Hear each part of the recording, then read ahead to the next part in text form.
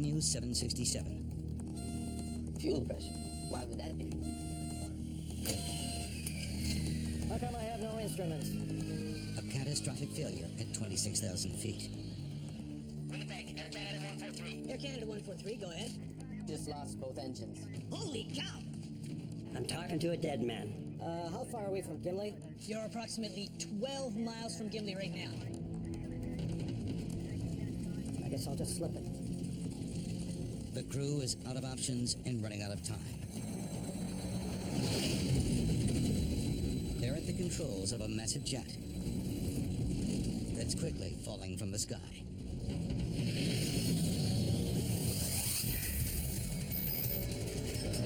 Mayday, mayday.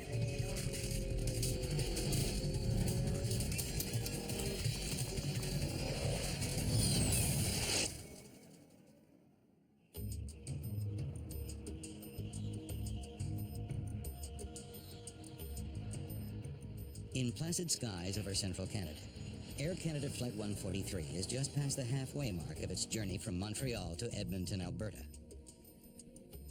Good evening, ladies and gentlemen. This is your first officer. The plane is carrying 61 passengers and 8 crew members. Beautiful day. Clear, temperature of 24 degrees Celsius. It's July 23rd, 1983. Yeah, that's kind of long, huh?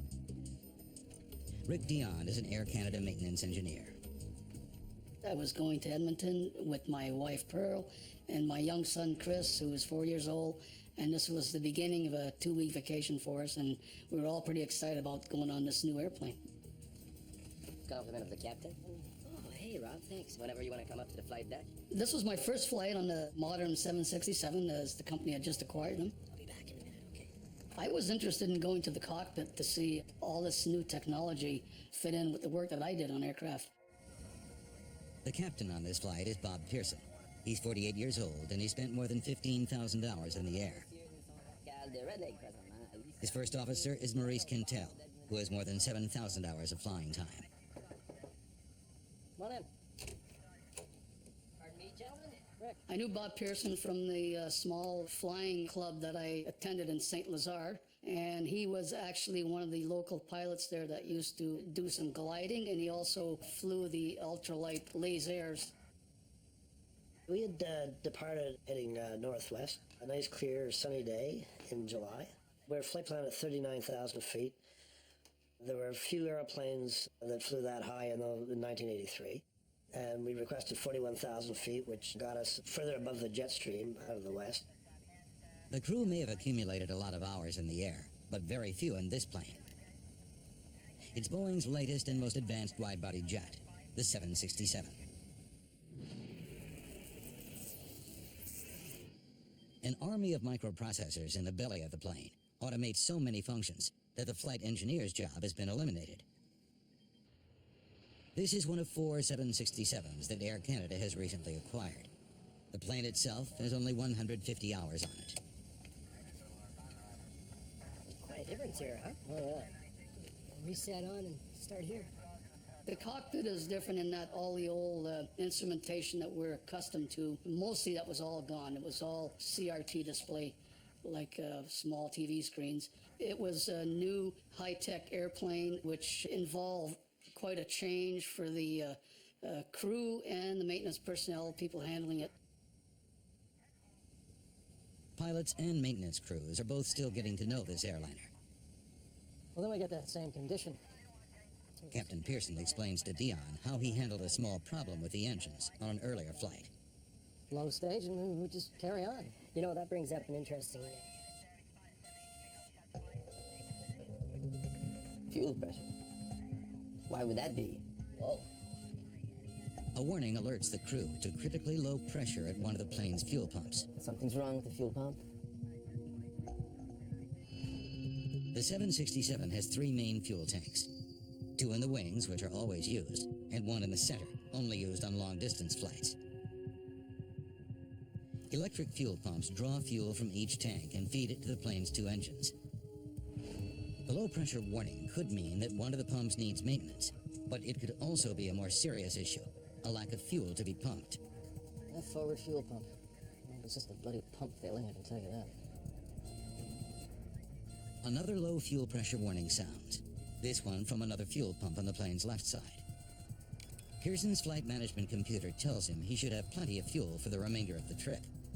The 767 also has separate digital fuel gauges, but on this flight, those gauges are out of service. The warnings don't make sense. It got a little more interesting when the second fuel boost pump light came on for that tank, which was the left tank. This seemed quite abnormal, that two pumps would fail in a brand new airplane. We had some kind of a problem that we didn't understand. What would your assessment of that be? My own personal thoughts? It might be low in the left tank. Captain Pearson knows that if the left tank is running low, the right tank may be low as well. Let's head for Winnipeg. Now. Pearson wants to land as soon as possible in case he's running out of fuel. The crew is still more than 700 miles away from their original destination, Edmonton, Alberta. The nearest major airport is Winnipeg, Manitoba, a mere 120 miles away. We're showing lots of fuel on board our flight management computer and 3 normal fuel checks cross-checked with our fuel on our flight plan. So we elected to divert the flight to Winnipeg, where Air Canada has a main maintenance base. Winnipeg Center. Air Canada 143. Air Canada 143, go ahead. Ron Hewitt has 20 years' experience as a radar controller. Yes, sir, we have a problem. We're going to requesting direct Winnipeg. Air Canada 143 cleared. Take position, direct Winnipeg. You are cleared to maintain 6,000, descent, your discretion. Send us 6,000 his discretion, and that was it. He didn't tell us what the problem was, and it's none of my business. Give him what he wants, get everybody out of his way. That's about what we do. Okay, we're out of 410. Pearson now begins to descend from 41,000 feet. Oh, man. It's all going out, eh? The low-pressure warnings are spreading to more and more of the fuel pumps.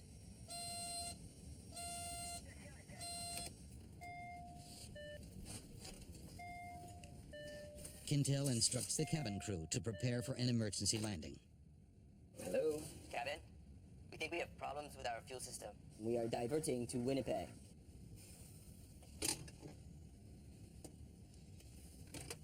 All flight attendants to the front galley, please.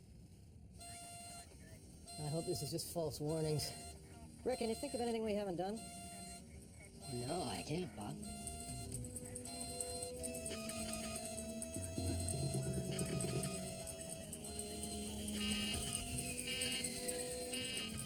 Okay. We've lost the left engine. Losing an engine erases any doubt. Flight 143 is in fact running out of fuel.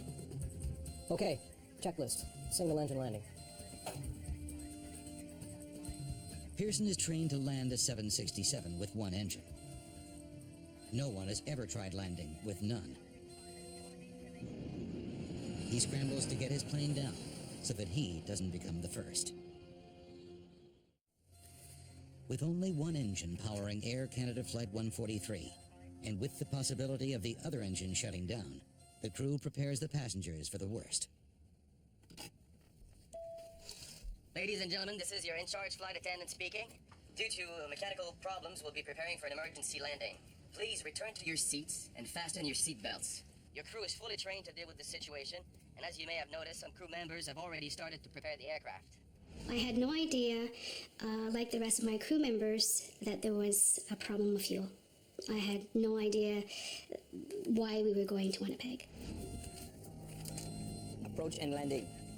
Flaps will be 20. Right. Ground flap override. As they're doing that drill, the right-hand fuel pump low pressure light was flashing as well, much like it did on the left. They were quite busy carrying out the first engine out, not watching the pump lights, which was right at my eyebrow, so I kind of knew that that one there was going to shut down too. What was that?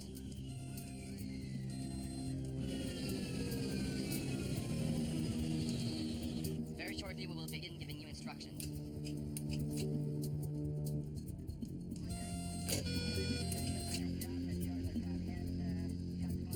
How come I have no instruments? Our beautiful colored engine and flight instrument displays simply went black. Ladies and gentlemen, Please remain calm. It's exactly what Pearson had feared.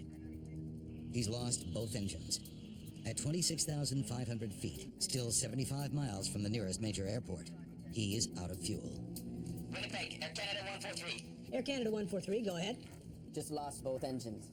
When both engines shut off, I think you said, holy, I'm talking to a dead man. We were trained in the simulator to handle a single engine failure. We had never practiced, and I don't believe most pilots ever get a chance to practice total engine failures. 143 just lost their engines. It's highly unlikely that anybody's going to survive this. Because I could see them trying to make a turn and spinning in. An airplane's engines not only provide thrust, they also generate the power needed to manipulate the plane. It would be completely uncontrollable, but modern airliners are like a Swiss Army knife, with one last blade hidden away. In the event of a loss of power, they automatically deploy the RAT, or ram air turbine. It's spring-loaded, and the propeller that drives this small hydraulic pump is about the size of a propeller you would see like on a little Cessna 150. And this arm catapults down into the slipstream. This propeller starts to turn, drives this hydraulic pump, and it gives you basic systems. I was pretty quiet, flying without motors. Pearson knows that time is running out. He needs directions to the closest landing strip. 143, this is a mayday, and We require a vector arm to the closest available runway. 143, we copy that all okay? But the loss of the plane's engines has had an unexpected consequence at air traffic control. They're gone. They were right here. We've lost them. He's dropped off the screen. I need primary radar.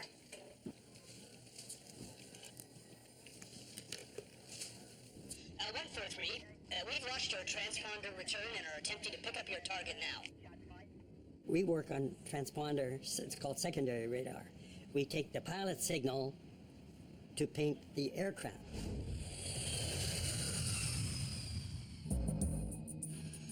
Commercial jetliners are equipped with a transponder, a device that transmits coded information which air traffic controllers use to determine the plane's location. But when Flight 143 lost its second engine, only a small number of items got backup power.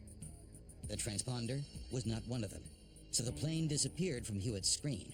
Flight 143 is somewhere east of Winnipeg, but no one knows exactly where or how far it is from the airport. In spite of its enormous weight, a 767 doesn't plunge from the sky when it loses its engines. Its aerodynamic properties keep it in the air, but slowly coasting to Earth. And I was trying to figure how many miles we were moving ahead versus how many thousands of feet we were dropping. But Kintel doesn't have the instruments which provide the information he needs to make that calculation. Since he lost the plane's signal, Hewitt can't give Kintel that information either. Controllers hurriedly work to rig up a way to find the plane.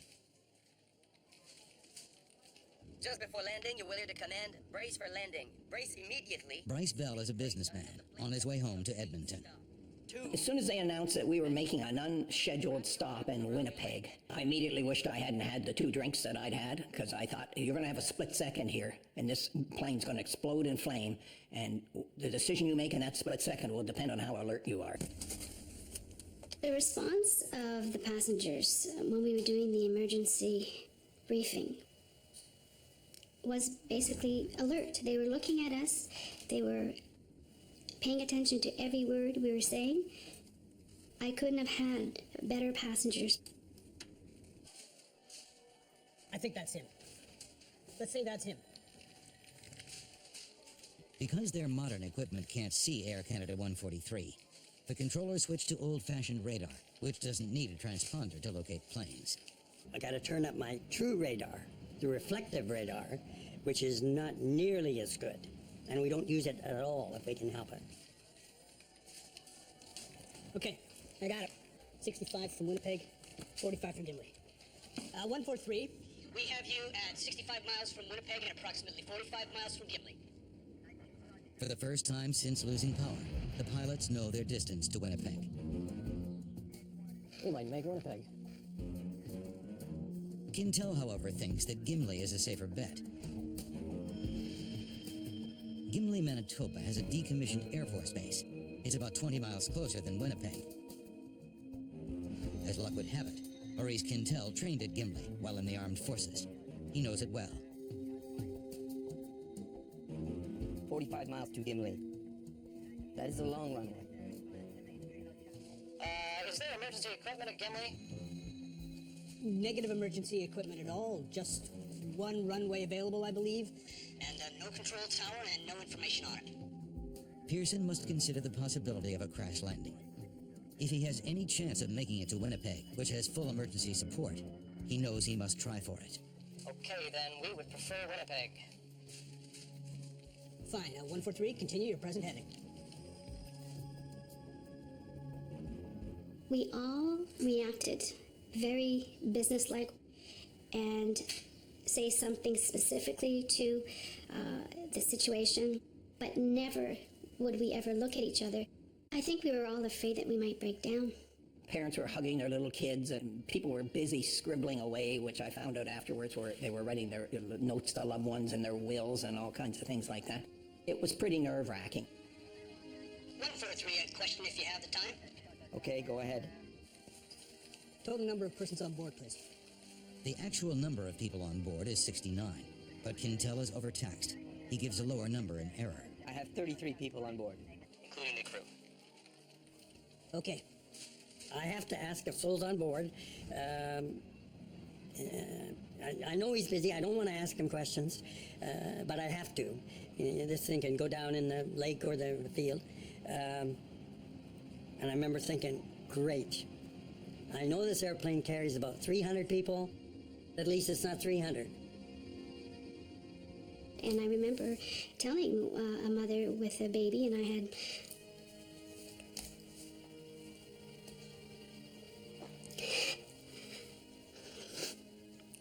my daughter Victoria, and telling this woman that it was going to be okay. And I did it.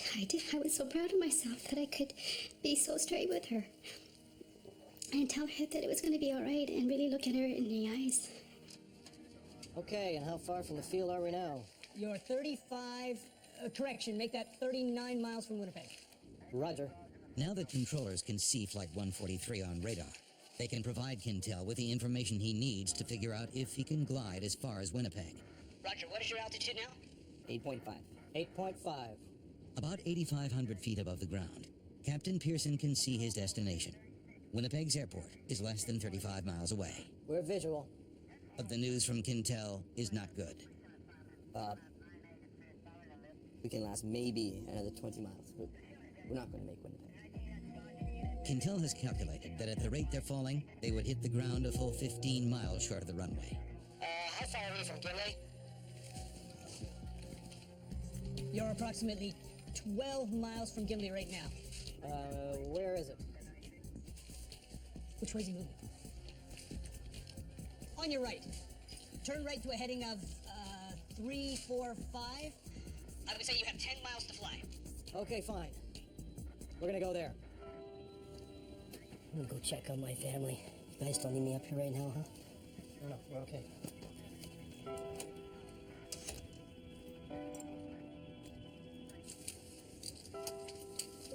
It's okay, I think I got it under control. Just make sure your seatbelts are tight, alright? When I went finally to sit down in my seat, this is where I thought, wow, this is it.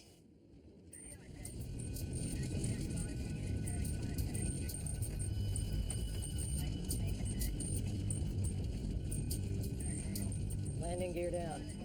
Roger. First Officer Quintel lowers the landing gear.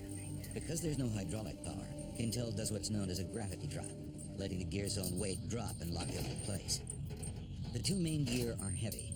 They fall immediately, and two green lights confirm they have locked. But the nose gear is lighter. It doesn't lock. We could hear the main gear clearly, falling and locking. I was not aware that the nose gear was not down and locked. It was sort of a last minute, and if it's something that you cannot control, you don't talk about it, you don't mention it, The main thing was bring the aircraft on the runway. 5 miles to touchdown. Roger. We have the field in sight. 5 miles from Gimli, Pearson and Quintel finally see a runway they can land on. But there's a problem. We're too close, huh? It's going to be too steep, too fast. Yeah, I know. Pearson is almost at the runway, but he's much too high above it. If he comes down at a normal descent rate, he'll miss the landing strip. But if he comes down steeply, his plane will gather a dangerous amount of speed. He won't be able to stop before the end of the runway. In a normal approach, we have leading edge and trailing edge flaps, which allow us to slow the airplane down and fly at a slower speed safely. We did not have those flaps as they run off the main hydraulic system. So what are we going to do? So we discussed, we had two possibilities. One of them was to do a 360-degree turn and lose the excess of altitude. On the other hand, I thought it would take about 3 minutes, and we were already descending at a rate of 2,500 feet a minute. Only about 3,000 feet above the ground, the plane doesn't have enough altitude to make a full circle. It would hit the ground before making it back to the landing strip. Pearson chooses his second option. Well, I guess I'll just slip it. Pearson decides to try a maneuver called a side slip, practically unheard of on commercial airliners, but sometimes used by glider pilots. And Bob Pearson has a lot of experience flying gliders. I'm just gonna slip it down till we're almost down at the runway, and I'll straighten it out. Okay. Side slipping involves what's known as crossing the controls. Here we go. Pearson plans to force the aircraft into a sideways freefall, allowing it to drop quickly without increasing its forward airspeed. Performing a side slip maneuver in a glider is one thing, but attempting one in a 767 is highly risky. The only way that I could control our speed and our descent profile with the runway was to induce drag in the fuselage by cross-controlling the rudder and the elevators on the tail and the ailerons and the wingtips, and cause the aircraft into a crab configuration. Then I can vary that to increase or decrease our speed or increase or decrease our descent rate. Pearson controls the plane's descent by using his rudders and ailerons to change the angle of the plane. Crossing the controls involves tipping the wings in one direction, but turning the aircraft in the opposite direction, pushing it sideways into the oncoming air. As Flight 143 begins to drop towards the Earth, Quintel is about to discover something he did not expect. The runway he trained at 15 years ago All right, now I roll. is no longer a runway.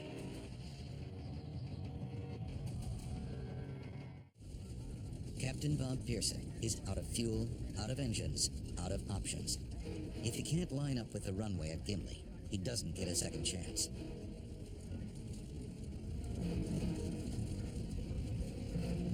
Pearson turns the yoke left and pushes the rudders to the right. The plane slips to its left. The 767 loses altitude quickly, plowing sideways through the air.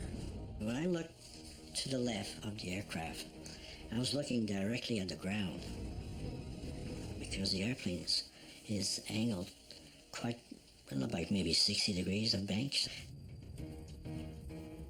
I saw a sand trap from this golf course, and I thought, we're going to crash. Pearson must maintain a crucial balance. He's got to slow the plane enough to be able to land safely. But if he slows down too much, the airliner could lose its lift and plummet to the ground. As they approach, Pearson is completely focused on the runway. I got tunnel vision like I've never had it before. It was just our speed and our relationship with the threshold of the runway. But now, only hundreds of feet from the ground, Quintel sees that their troubles are far from over. The Gimli landing strip has been converted into a drag racing strip.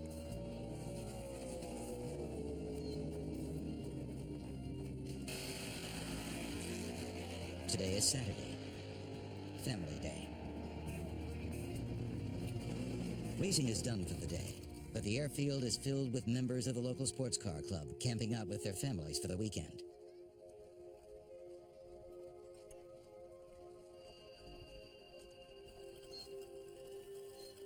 Two children have decided to pedal the length of the runway. They don't hear the plane coming for them. Without engines, it's silent. And one thing the 767 doesn't have is a horn. Brace! Brace for landing!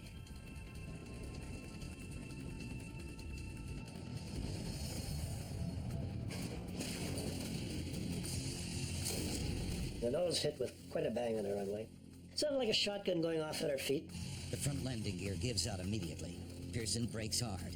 Two tires blow out. The bottom of the right engine scrapes the runway. I was a robot. There was just no emotion at all. Finally, Pearson sees what's in their path. And I looked up and I could see two boys on bicycles. They must have been probably about 1,000 feet down the runway from our position when I saw them. I can still remember the look of terror on their faces. So they were close enough for me to see that. With no nose gear to steer with, Pearson's only hope of driving the plane left or right is by varying the brake pressure on the two main landing gears. That's when my heart started to pitter-patter a little bit. The kids panic and try to outrun a plane that's traveling about 200 miles per hour. I knew I couldn't take the airplane into these boys, and I was going to take it off into the grass on the right side. There were campers along the west side of the runway that I didn't notice until after we had touched down. And the nose was on the ground, and I can still remember at the left side, people standing by their barbecues. Dino Calvert is at the track with his friends for a weekend of racing. One of the gentlemen in the pits suddenly jumped in his car and he took off. And I thought, well, you don't drive like that in the pits usually. And I looked up and all I could see was smoke rising. Pearson does all he can to stop the plane in time. Holy crow!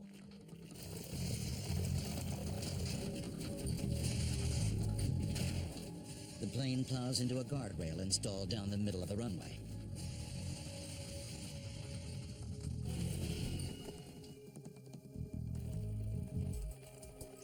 "17 minutes after running out of fuel, Air Canada Flight 143 comes to a final stop on the ground. Yeah? You okay? Evacuate! Evacuate! Evacuate! All right, let's go. We gotta get off the Thick plane. smoke is quickly working its way back through the cabin. The crew doesn't take any chances. They want everyone off the plane as quickly as possible. There was a sense of joy, and then a panic kind of, it seemed to go in waves, and then a panic saying, we got to get out of here, we got to get out of here. Less than 2 months earlier, an Air Canada DC-9 made a successful emergency landing in Cincinnati, only to burst into flames on the tarmac before all the passengers could get off. 23 people died. The crew and passengers of this flight want to avoid a similar fate. It took maybe just a few seconds to come up to a full halt on the runway, but the cockpit was full of smoke. Passenger checklist. Fuel shut off. Off. Cabin depressurized. Electrics off. Electrics off. Checklist complete. Time to get out of here.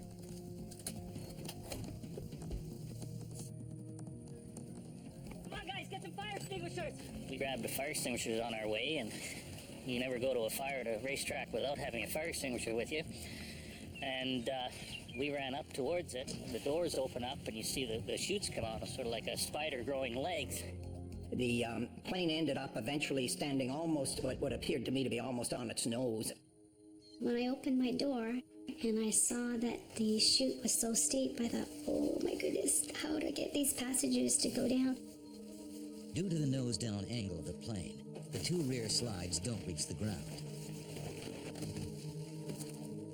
10 people are slightly injured during the evacuation, most of them coming down the steep rear slides. I heard on the west radar frequency, he said, one of the 767 says, he's down okay, he's in one piece, and that's when our cheer went up. I said, okay, because all of these people were going to sleep in their own bed that night.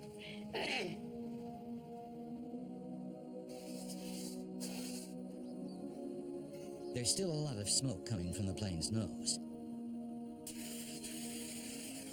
Turned out it was about 6 inches of insulation between the inner and outer skin. From friction that was starting to burn. The flight attendants have good news. All 61 passengers have made it off the plane. There's not so much as a single serious injury. We'll give you a hand. Yeah, extinguisher.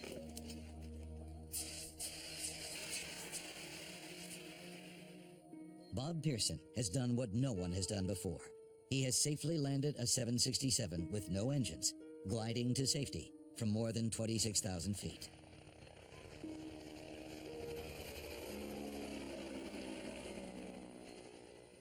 Air Canada Flight 143 glided silently. The event makes international headlines immediately. People are already asking how one of the most sophisticated passenger planes in the world could have run out of fuel.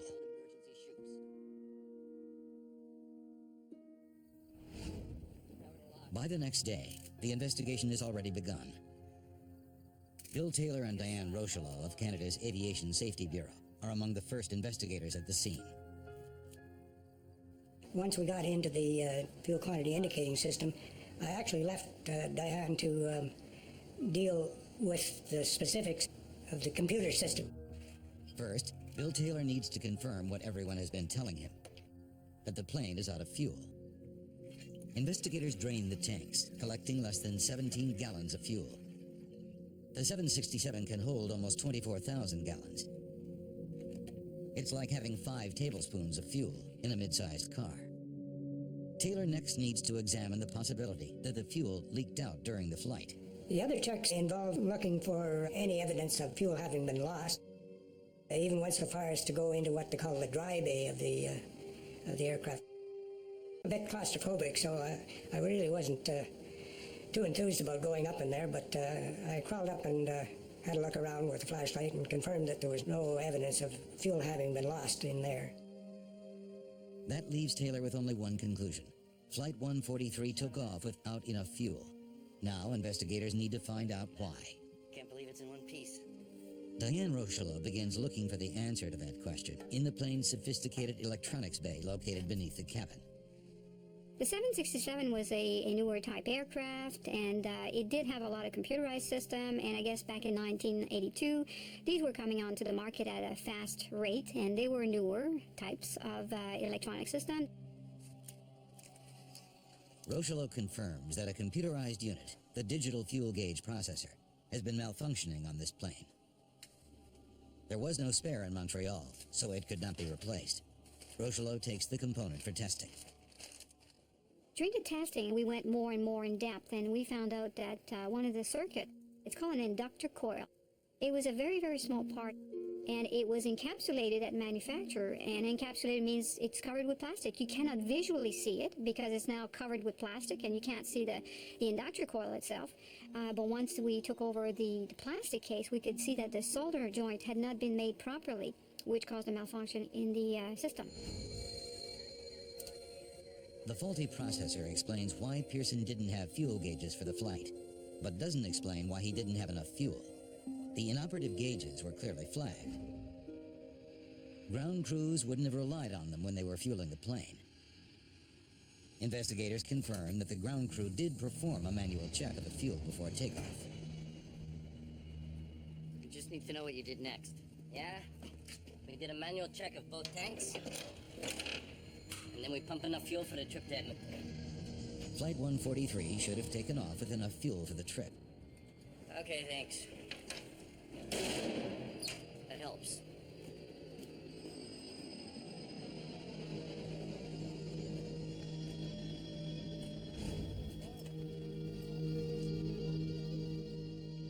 Investigators now have to figure out how one of the world's most advanced jetliners took off with half the fuel necessary for its flight.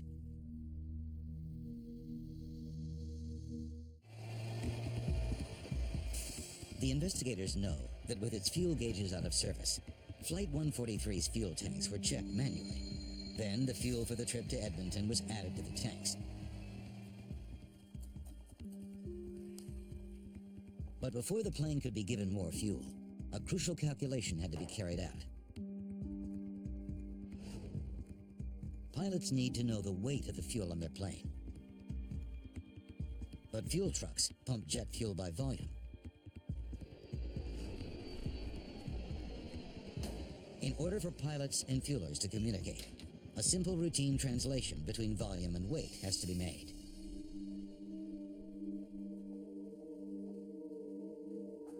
Thank you.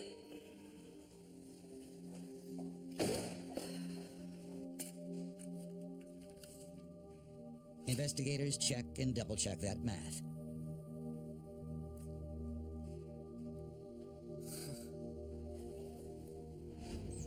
The fueling records from the day of the accident provide the answers they've been looking for.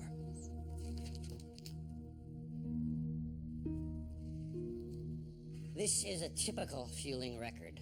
But when investigators examined the calculations for Flight 143, And this is from Flight 143.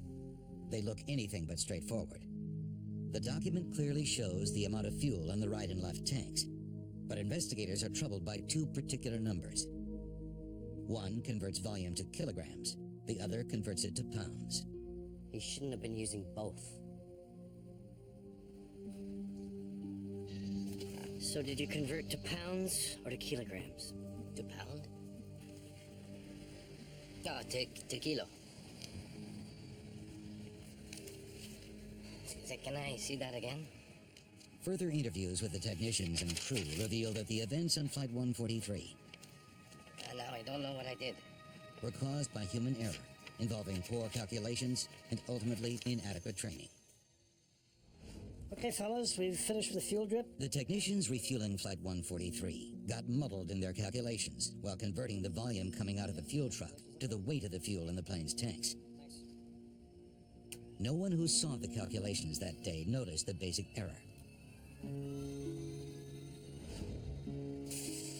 In 1983, Canadian ground crews were used to converting the amount of fuel leaving their trucks into pounds. The 767 was the first plane in Air Canada's fleet to have metric fuel gauges. Its fuel should have been measured not in pounds, but in kilograms, which requires a different calculation. Flight 143 needed 22,300 kilograms of fuel for the trip, but pilots and technicians let it leave with 22,300 pounds instead.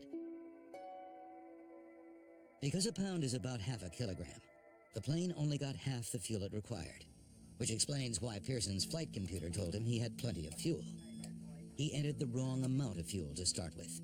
In the past, the flight engineer calculated the fuel loads. This accident raised an important question. Whose job was it with the two-man crew? Better training is definitely an issue in an incident such as that. If everyone is trained and the lines are drawn as to who's responsible for what, then there's no ambiguity on it. That people know what they're responsible for. In this case, it was sort of open-ended. We weren't aware who was responsible for the final say on this field stuff. A subsequent inquiry found that none of those involved that day was trained in metric calculations. Not the ground technicians, not the pilots. I had not received any, neither of us had received any training at all on doing these calculations. The computer that had replaced the 767's flight engineer was broken, and no one knew who should be doing its job. Air Canada 143 was essentially down a man. All right. It took a string of mechanical and human failures for Flight 143 to run out of fuel. But another failure that day may have saved some lives. If the plane's nose gear had not collapsed, it would have taken Pearson much longer to stop. The plane could have slid into the people who were at the strip that day, which would have had catastrophic results. There could have been more injuries or even loss of life. Pearson and Quintel were partly blamed for their roles in the incident. A government inquiry recommended that Air Canada reevaluate the training of flight crews and ground technicians in metric fuel conversions. It also recommended that the airline keep more spare parts, such as fuel gauge processors. Rick Dion retired in 2003 after a long career as Air Canada's coordinator of maintenance control. First Officer Maurice Quintel was promoted to captain in 1989. Captain Bob Pearson went on to fly 10 more years for Air Canada, his experience at Gimli shaping the rest of his career as a commercial pilot. This experience affected me mostly by making me more relaxed as a pilot, giving me the feeling that as much as I've trained for all those years, that There's always that question about how you're going to perform when the chips are down, and I now have the feeling that no matter what, as long as an aircraft stayed together, I would get it safely back on the ground. It's the knowledge that you know under stress you can perform. Before that, you don't know. You just hope you will, and you train for it, but you never know. With the things that they had to deal with was magnificent. I think that got proven in the simulator in Vancouver. They tried out this same circumstances with several crews, and they all crashed. Probably the most important thing that came out of it was a realization that when something new is introduced, special attention and training needs to be accomplished for people to be aware what they're dealing with. After the landing at Gimli, Air Canada's 767 continued to fly until it was retired in 2008. For a quarter century, it traveled the skies carrying the nickname that Bob Pearson earned it, the Gimli Glider.